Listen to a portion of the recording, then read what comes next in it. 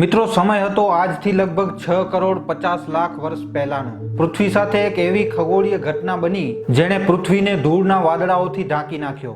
આ ખતરનાક વિસ્ફોટથી એટલો રેડિયેશન ઉત્પન્ન થઈ રહ્યો હતો કે એના 800 કિલોમીટરના દાયરામાં આવતા બધા જીવજંતુ આગમાં આવી ગયા. આ ખતરનાક ઘટનાથી ધરતી ઉપરની 90% પ્રજાતિઓનો ખાત્મો થઈ ગયો. પૃથ્વી ઉપર 25 કિલોથી વધુ વજનના જેટલા પણ જીવ હતા એ બધા મરી ગયા. આ મહાપ્રલયમાં લાખોની સંખ્યામાં જીવ મરી ગયા હતા. મિત્રો, આ ઘટનાથી ડાયનાસોરનો કાળ પૂરો થઈ ગયો. પણ આ મહાપ્રલય નાની પ્રજાતિ માટે ફાયદાનો હતો. અને એ નાની પ્રજાતિ હતી મેમલ્સની. મેમલ્સ મતલબ કે સ્તનધારી જીવ.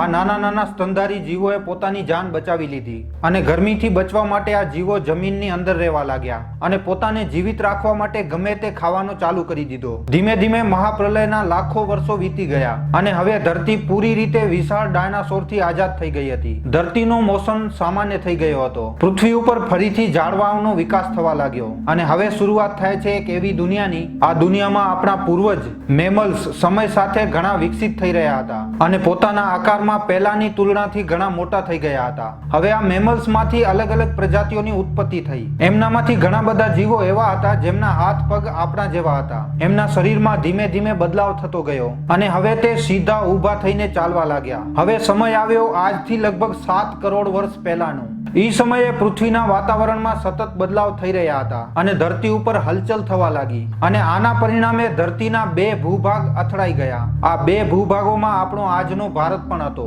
આ 2 ભૂભાગોના અથડાવાથી એક નવી પર્વત શૃંખલાનું નિર્માણ થયો જેને આપણે આજે હિમાલય પર્વત શૃંખલાના નામથી ઓળખીએ છીએ.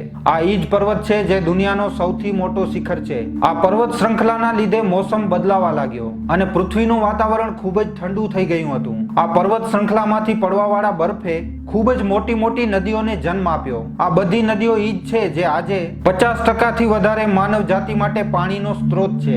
આજથી લગભગ 2 કરોડ વર્ષ પહેલા ગ્લોબલ પૂલી થઈ જેના લીધે ઘાસના મેદાનોમાં વધારો થવા લાગ્યો અને જંગલ ધીમે ધીમે સર્વનાશ બાજુ વધી રહ્યા હતા. આ પરિસ્થિતિમાં થોડાક એવા પશુ પ્રાણીઓ વિકસિત થયા જે ખુલ્લા મેદાનોમાં રહેવાનું પસંદ કરતા હતા અને આ જીવોમાં બીજા જીવોને ખાવા વાળા જીવ પણ હતા. પણ મિત્રો, હજી પણ પૃથ્વી ઉપર એક અંશની કમી હતી જે હતો માનવ.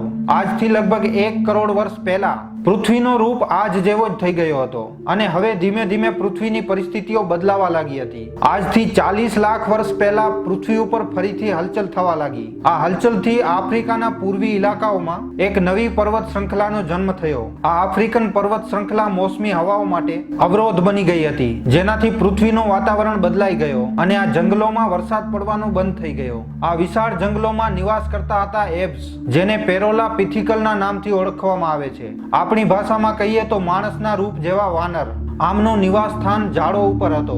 આ ક્યારેક ક્યારેક ઝાડવાઓની ડાળીઓ ઉપર 2 પગો ઉપર ચાલતા હતા. આગળ હાલતા આ વાનરની પ્રજાતિ ગોરીલા અને ચિમ્પાન્જીમાં બદલી ગઈ અને થોડીક પ્રજાતિઓ મનુષ્યમાં બદલાઈ ગઈ. પણ સમયની સાથે સાથે અહીંયા દુષ્કાળની સ્થિતિ આવી ગઈ. વરસાદ ન પડવાથી જંગલ સાફ થઈ ગયા હતા અને આ વાનરો માટે ખાવાનું ખૂબ જ કઠિન બની ગયો હતો.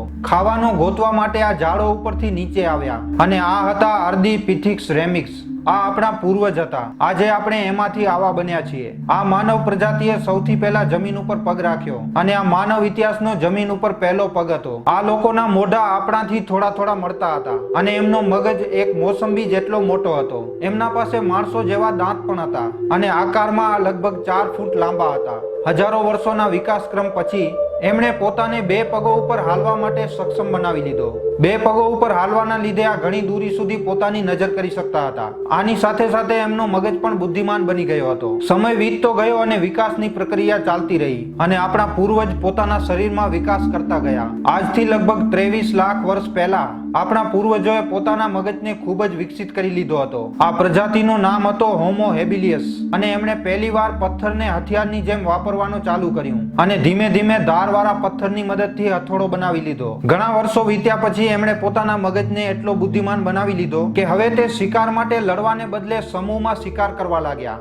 આના પછી જે પ્રજાતિ આવી એ હતી હોમો ઇરેક્ટસ. જે અન્ય જનાવરોથી વધારે બુદ્ધિમાન હતા. હોમો ઇરેક્ટસ પ્રજાતિએ જ સૌથી પહેલા આગનો પ્રયોગ કર્યો હતો. આ ખોજ આપણા માનવ ઇતિહાસ માટે ખૂબ જ ખાસ હતી. તે સમયે આ ખૂબ જ મહત્વની ખોજ હતી. આગની મદદથી આ પોતાને ઠંડીથી બચાવી શકતા હતા.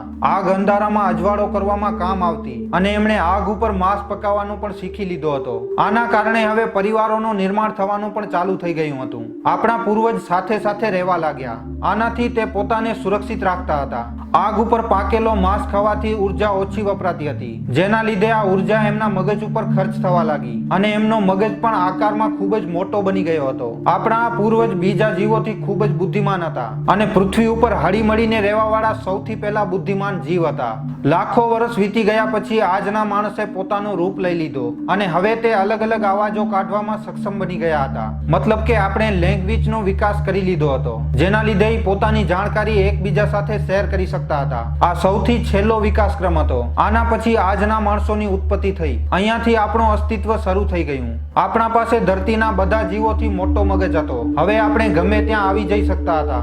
આપણી પાસે હથિયાર હતા. આ બધાથી પણ મોટી વાત, તે સમયે આપણી પાસે વિકસિત બુદ્ધિમાન મગજ હતો અને હવે આપણે ખાલી એક મહાદ્વીપ સુધી સીમિત નહોતા. હવે આપણે અલગ અલગ મહાદ્વીપો ઉપર નિવાસ કરવા લાગ્યા. આજથી લગભગ 50,000 વર્ષ પહેલા આઈસ એજ શરૂ થઈ ગઈ અને એ જ સમયે મનુષ્ય ચાઇના અને ઓસ્ટ્રેલિયા સુધી પહોંચી ગયા. ધીમે ધીમે આપણે મનુષ્ય આખી દુનિયામાં ફેલાઈ ગયા.